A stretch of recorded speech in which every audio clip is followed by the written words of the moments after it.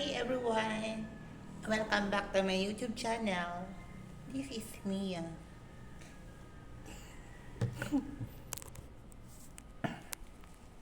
Kamusta kayo dyan? Kamusta naman kayong lahat? Anong ginagawa natin? Ako ngayon katatapos ko lang maglaba. Ay, yung mga nilabahan ko. Kasampay na. Nagmamap na lang ako. Using alcohol sa floor.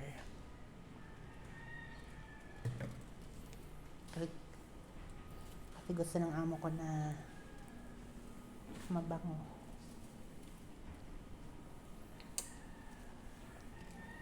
Ito ako ngayon sa trabaho.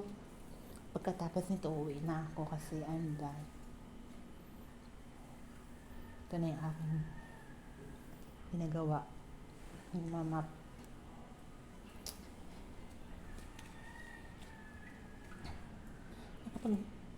Nakapag-merienda na ba kayo, guys?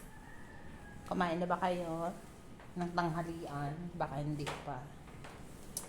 Kumain na kayo para hindi kayo nagugutom. Tsaka, ito na yung result ng face lock ko. Hindi na ako gumamit. Ayan na. Ilang araw ko inantay na magbalat. Epekto talaga yung, effective talaga yung RDL. Maganda siya gamitin sa mukha.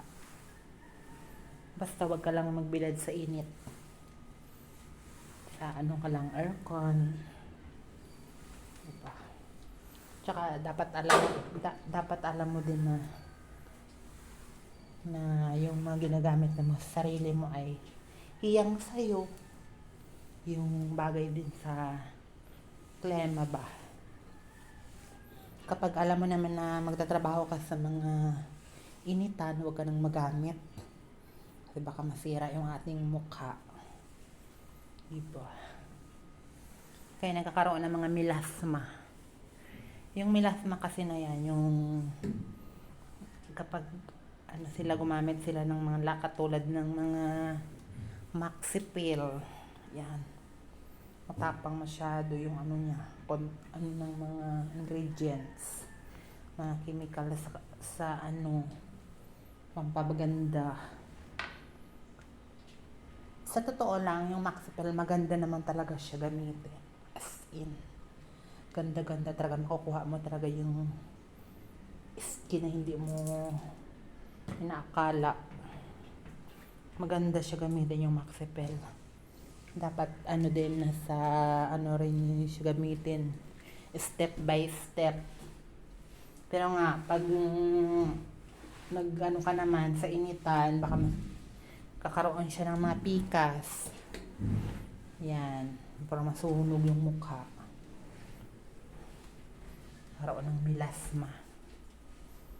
Hirap pa naman yan. Hindi mo siya basta nakukuha.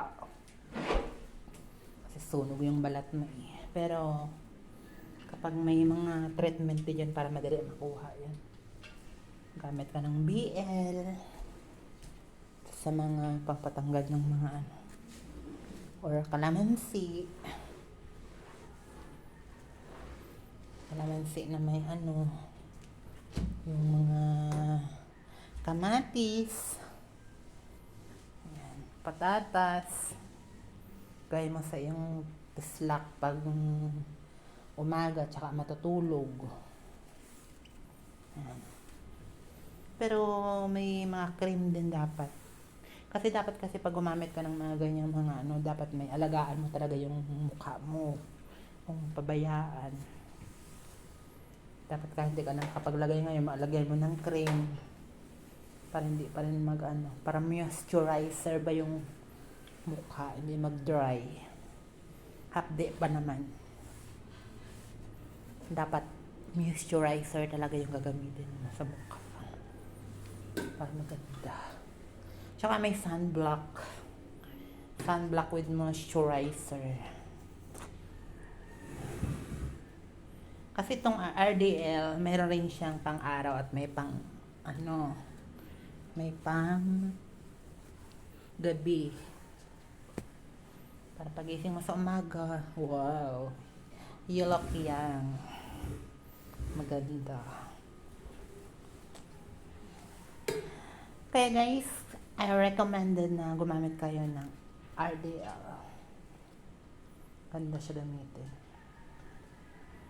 Basta sundin mo lang yung instruction kung paano gamitin. Maganda siya.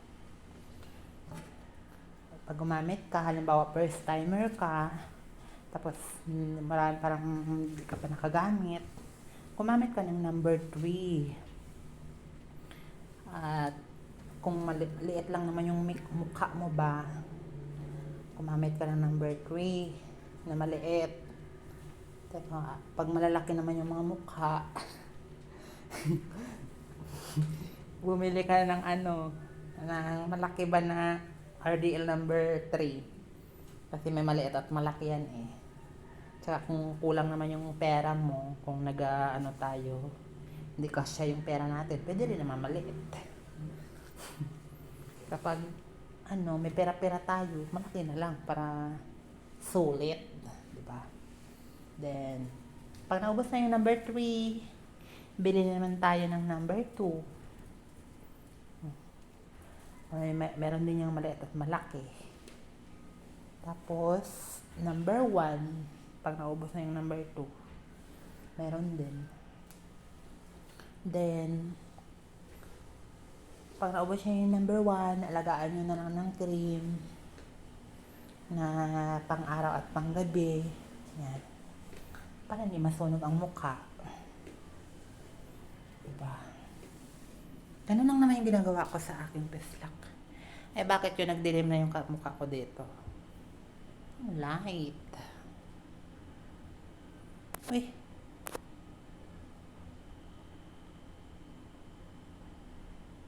Nasaan ako? Where?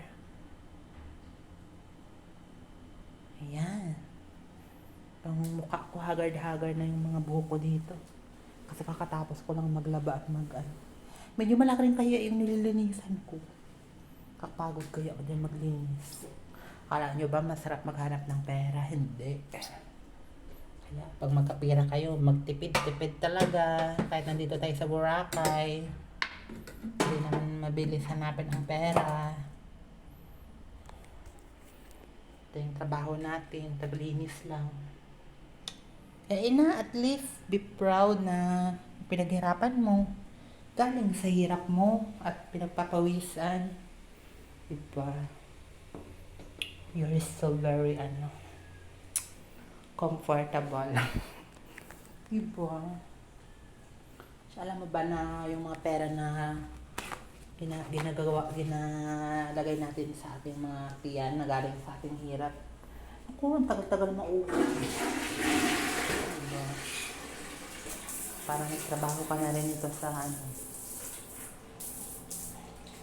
Kaya, guys, kung may mga kayo, may tatanong kayo sa akin, pwede nyo na akong itanong. Just send lang message there at my view sa may aking vlog. Ngayon ay araw ng Lunes, December 16, 2024. O diba, ang bilis lang. Ilang days na ng Pasko na. Advance Merry Christmas to everyone, sa lahat ng nag-view sa akin. Hopefully na you're in a good health. Wish and you're in a good health. Wala tayong mga nararamdaman sa katawan natin. Happy lang, kahit wala tayong money. Diba? Natado kasi sa 26 pa.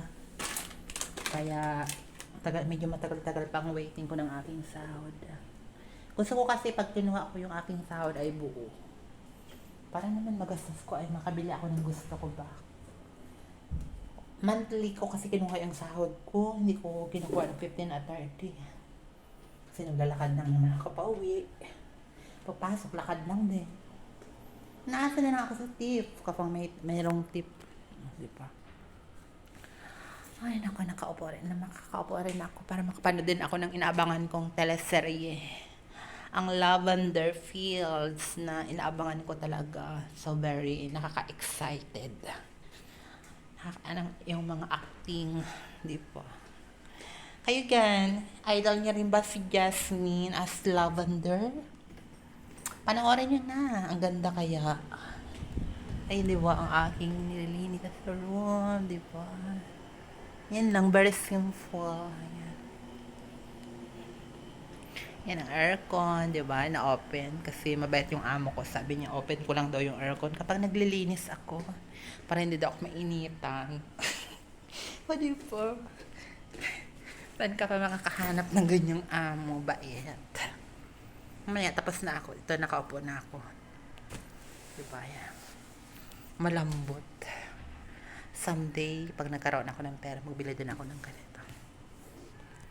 Pag magkaroon ako ng magandang trabaho na malaki yung sahod ko. Oh my God, yung hair ko para ng broha.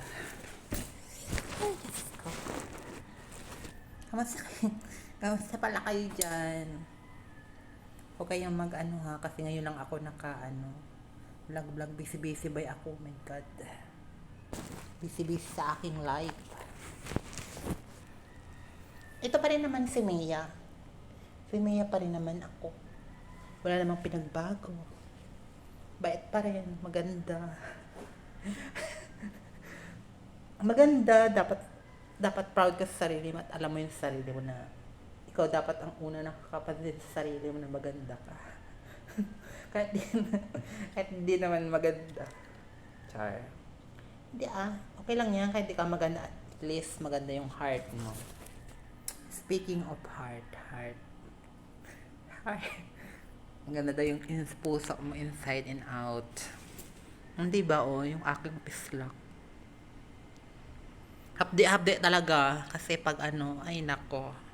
Yan parang yung yan, parang mabalbon. Kaya ganyan yung aking pislak. Mabalbon kasi. Kala ko ay dumi, hindi pala buhok. Ay nako, salamat sa Panginoon at nakatapos na ako. Kapagod din ay 3 nililinisan ko, naglalaba, linis kud ng mga kadumihan sa ating mga buhok, mga sarabutan dyan kuhain mo. Ay nako, ambot. Kamusta kayo dyan? Ingat kayo palagi. Malapit na akong matapos. Pagkatapos ko nito ay mag-aabangan ko kasi yung aking ginapanood na Lavender Fields. Wala kasing sa bahay kasi mahina yung signal. May wifi doon pero mahina. Dami kasi nakakonek. Kaya dito na lang ako sa trabaho kasi libre naman yung wifi. Char. Libre ang wifi talaga. May wifi. Ako lang nakakonek dito. Pag wala dito yung amo ko, nakakonek ako. Diba? Char. Guys! Dito na lang muna tayo nagtatapos ha. Abangan ulit ang aking bagong pasabog. Char. Bye. Ingat kayo. Yan yung lipstick ko pala Ganda siya gamitin. Kaya pag gusto niyo talaga yung lipstick na hindi na bubura. Kaninang umaga ko pa to na lipstick. Gumamit kayo. I am introduced na yung Avon is very best na lipstick. Hindi siya nagabalat-balat yung labi mo. Hindi siya nakakabalat ng labi. Tsaka kunting pahid mo lang, di mapula na. Apple. Ang ganda nito. Yung niya yung kanyang pangalan ay Hydra Seren Red. Tag 300 lang kasi doon ko nabili to sa Avon mismo. Made in Poland, diba? Maganda, mabango siya. Maganda gamitin. Kunding ganyan mo lang. Ako mabango na maganda na yung labi mo. Para ka ng meron pa siyang may pa siya sa gitna. Ganda yung niya. Para siyang balm. Para siguro hindi masyadong madry yung atin. Vitamin siguro to. Ito na yung siguro yung vitamin sa labi. Char. I don't know, I'm not sure. Pero yun siguro yun. Kasi hindi siya matagal lang siya matanggal